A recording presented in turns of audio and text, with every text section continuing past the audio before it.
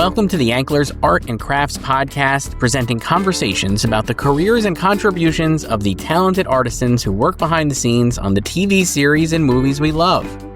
I'm Christopher Rosen, Deputy Editor at Ankler Media, and I'm so happy to bring you my recent chat with the Bear's supervising sound editor and re-recording mixer, Steve Major Giamaria, MPSE. Major, as he's known to his friends and colleagues, is a 4-time Emmy Award winner for the FX comedy series and now a 6-time nominee. He earned 2 nominations this year for the Season 3 episode Doors, Outstanding Sound Editing for a Comedy or Drama Series Half Hour, and Outstanding Sound Mixing for a Comedy or Drama Series Half Hour. In this episode, sponsored by FX, Major talks about the way he balances the Bears' moments of quiet and pure chaos and what he's learned from the show after 4 seasons. Listen to our conversation right now. Major, I'm so excited to talk to you. I would love this show, The Bear. I was just rewatching this episode.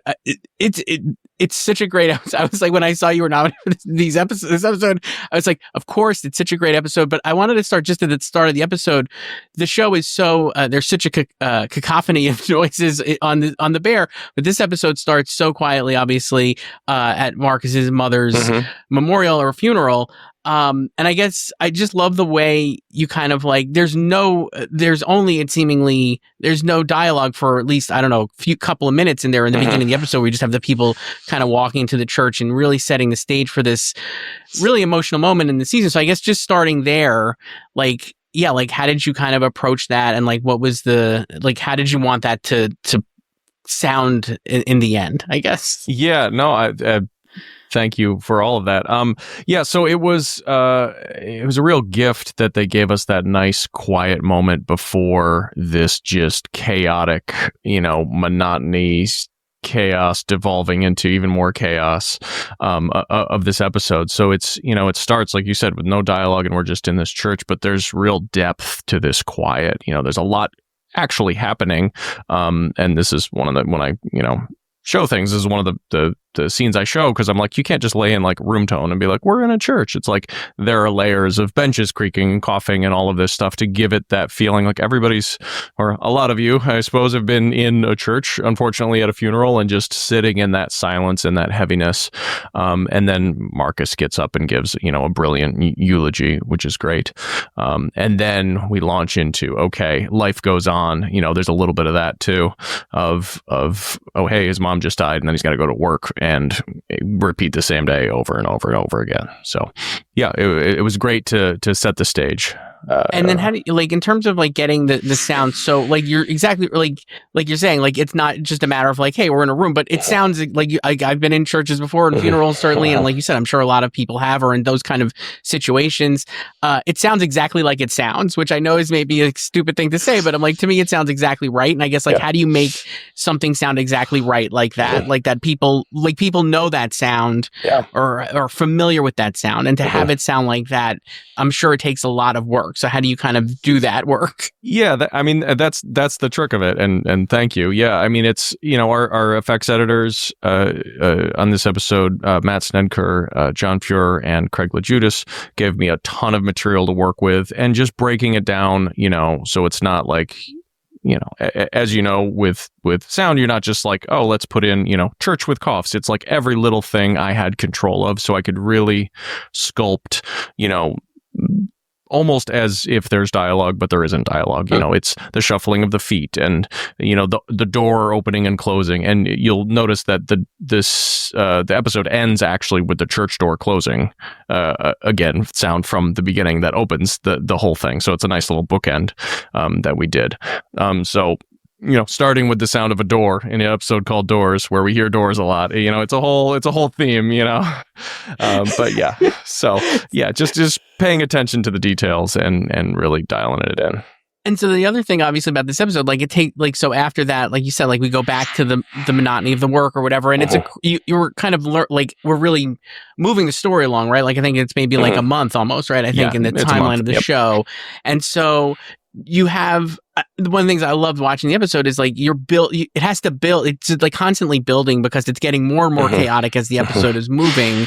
But I guess you're also, so how did you, but they're also kind of like I was like, oh, they're getting more used to this and they're getting better. So it's all different sounds like that are happening throughout. You know what I mean? So I guess like, how did you kind of like, I guess just at the start there when you're getting after the church scene, how'd you kind of like map out how you would build the crescendo of sounds to get to like the really chaotic, like last, 7 or 8 minutes of this episode? For sure. I mean, you look for spots to be able to release the tension that you build. So like, okay, we said there's like a tracking shot across the water, and then we have zoom into, I think it's Sydney or Richie having a panic attack. Like, okay, that's going to be a reset. So we can build up to that point, because you can't just keep getting louder and more chaotic, because that just doesn't work over 30 minutes or 35 minutes, whatever it is. So you have to find like, okay, here's my reset point. So I can build to here and then kind of reset the audience with like, take a break with actual volume and also just with textures and craziness. And the picture editors do a great job of the pace of the show, and all of that is built into this. My team can't do that on our own. We have to follow what they give us, and they give us a great structure to work with. So there's tension and release. And with this, this episode is unique. It's scored entirely with classical music, kind of wall to wall, which is, very dynamic. So we have to wrangle that in and kind of find the breaths in there as well, as to where effects are going to lead, where music's going to lead, where, doors, crashes, all of that. So it's finding time to reset the audience, and then so you can build it up again. You mentioned like having like, I think I know the scene you're talking about. I think it does pan in on Sid as having a panic attack, but all the characters, like the other thing I noticed about this episode is like, you have moments with all the different characters, and it's all from their different perspectives. So I guess like for you and the sound, does the sound change when it's like Richie experiencing something versus Sydney experiencing something versus Carmy experiencing something versus someone else even, or it's maybe out in the dining room, you know what I mean? Like, do you think about it at that level, like from a character standpoint almost? Absolutely. I mean, in terms of, I think they each get a panic attack this episode. So we take those differently because, again, I kind of structure it working back from how it is released. Sometimes it's somebody imagining something, oh, this is a nice memory, let me just relax out of this. Sometimes the last one, Carmy's kind of snapped out of it by Sydney. So and are they overwhelmed, in which case I might build up a lot of sound? Or are they, when Carmy has this freak out at the end, we're taking everything away and we're just in with him freaking out about, I need hands, you're going too fucking slow, and then Sydney's like, yo, you got to chill. And then the restaurant comes rushing back in. So are we subtracting sounds or are we adding sounds, depending on what the panic attack is all about? And then with this episode too, obviously you get so much of the restaurant too, and then like the dining room. It's, I guess, like for you, obviously now you've done this show now. You won Emmys for the first 2 seasons. This is now the 3rd season, and 4th season is fantastic as well. But I guess like in terms of like, how are you kind of like? How do you think about like how the show is evolved? How is your work evolved with the show, I guess? And then also like, I guess, are you always trying to top yourself, or are you trying to just like kind of like how do you think about it? I guess like when you have so much success, obviously, like look, I'm very, very grateful to be on this show and for the ride, and everybody seems to like it, and it's great. But I don't ever try to. And I try and, tell everybody on the team, like, we're not going to just do sound stuff just to be flashy, just as a technical flex. Like, it has to serve the story. And, everybody wants to do cool whooshes and all that stuff, and we get caught up in it too. But it's never like, let's top ourselves just to top ourselves. Like, what can we do to make it sound crazy? It's like, no, it has to ring true to this moment. Otherwise, it's just like, oh, look at that cool sound design that has like no bearing on the episode. So I always try and say in service of story, always, and they give us great story and great moments to work with. So like we can, keep pushing it, but it's always, it's never just sound for sound's sake.